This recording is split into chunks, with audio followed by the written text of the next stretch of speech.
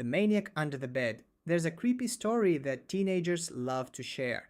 A girl is home alone when a stranger starts messaging her. At first it's just stupid emojis, but then he starts describing her room, her clothes, says he can see her. Naturally she freaks out, gets goosebumps, but manages to move to another room and lock the door. In the morning she comes back, sits on the bed and feels something brush against her legs. She gets down on her knees, moves some shoeboxes aside and sees a pair of eyes staring back at her. A man has been lying under her bed the entire night, and he didn't even get bored down there. TikTok didn't exist back then. Now here's the thing, this actually happened.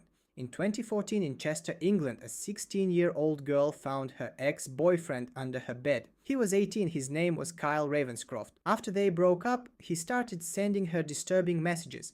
First he wrote that he was walking around near her house, then he threatened to hang himself outside her window. That evening he messaged her, "I am in the house." The girl got scared and went to sleep in her mom's room. In the morning she noticed the boxes under her bed were not in their usual spots, so she leaned down and found him there. Her mother ran in and chased the guy out. He tried to run but the police caught him. The court found him guilty of stalking and sentenced him to 12 weeks suspended, 80 hours of community service and a restraining order. The Alligator Man. Down in the southern states, people told a legend about a bar owner who kept a pit full of alligators. He fed them meat and supposedly used them to get rid of unwanted witnesses. People claimed that girls who worked for him would just disappear without a trace. And this legend had a very real foundation. Back in the 1930s, in a small Texas town called Elmendorf, a man named Joe Ball, nicknamed the Alligator Man, opened a saloon called the Sociable Inn. He built a pond and filled it with 5 alligators, charging guests to watch feeding time. Mostly he threw in cats and dogs. What an asshole. Soon women who worked at his bar started going missing. In September 1938, when sheriffs came by to ask some questions, Ball reached into the cash register, pulled out a pistol and shot himself. His assistant Clifford Wheeler confessed that he had helped dispose of 2 of the barmaids' bodies. He showed police where the remains of Hazel Brown and Minnie Gotthard were buried. Cops found no hard proof that Ball actually fed people to the alligators, but he did kill several women. So the legend of the man throwing his victims to the gators is a mix of real horror and folklore. The Hermit of North Pond. For decades, people living near North Pond in Maine passed around the story. They said there was a ghost or a maniac living in the woods. He crept around at night, broke into summer cabins and took food and clothes. Nobody ever saw him. He just vanished back into the darkness. Local residents used him to scare their kids and fishermen argued endlessly about whether the forest man was even real. In the spring of 2013, a game warden finally caught the real hermit. His name was Christopher Knight, 47 years old. He had walked into the woods in 1986 and lived completely alone for almost 27 years. He built a camp out of tarps, slept in a tent hidden between the trees, used a camp stove and a radio but never lit a fire so no one would find him. He survived Maine winters by bundling up in several sleeping bags, and over the years he committed over 1,000 small burglaries, taking food, propane canisters and books. People called him the North Pond Hermit. During questioning, he admitted that the last human words he had heard were sometime in the 1990s. When he accidentally said hello to a hiker on a trail. The forest ghost turned out to be just a man who decided to hide from society for a quarter of a century. Poisoned Halloween candy.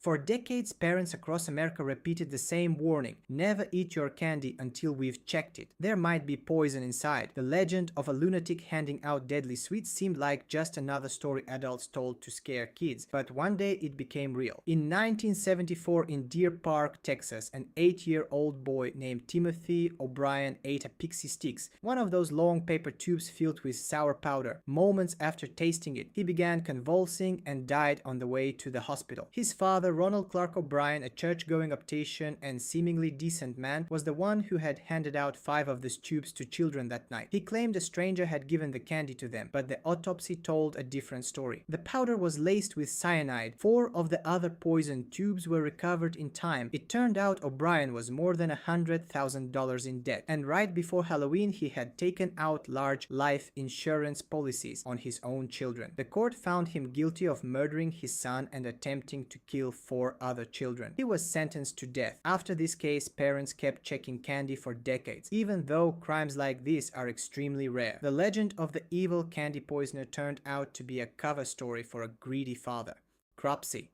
On Staten Island, parents scared their kids with the story of Cropsey, a madman with a hook who lived in an abandoned hospital and dragged away children who wandered too far from home. Local kids whispered that Cropsey was a former worker from Seaview or Willowbrook Psychiatric Hospital, someone who kidnapped and killed. In the 1970s, this ghost story found a terrifying real-life match. Andre Rand, born as Frank Russian, worked as a janitor at a school for children with disabilities. During the 1970s and 80s, 5 children went missing from the area. The most notorious case was the disappearance of 12-year-old Jennifer Schweiger in the summer of 1987. Volunteers found her body in a shallow grave near an abandoned school, and close by they discovered the campsite of a homeless man, Andre Rand. He already had a criminal past. In 1969, he had been tried for attempted rape. In 1983, he abducted a group of children, took them on a bus ride and then brought them back. In 1988, he was convicted of kidnapping Jennifer and sentenced to 25 years. At the murder trial, the jury could not reach a verdict. In 2004, he was convicted again, this time for the kidnapping of 7-year-old Holly Ann Hughes, who had vanished in 1981. Cropsey turned out to be not a ghost or a demon, but a real criminal. Though the details of the legend, the hook, the wells, the asylum, those parts were never real. The body under the mattress.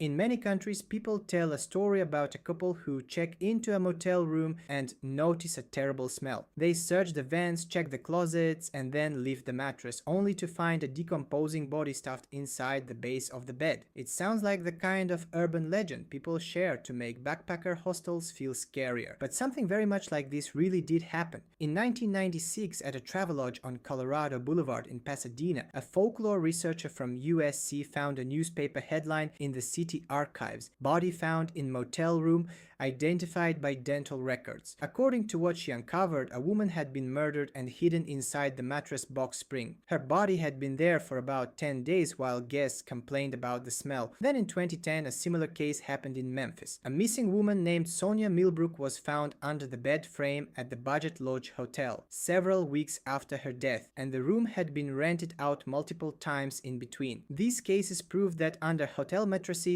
you don't only find bedbugs. Sometimes you find missing people. That's it from me. If you enjoyed it, subscribe and leave a like. And drop a comment cause I actually read them all. Yes, all of them. I have no life.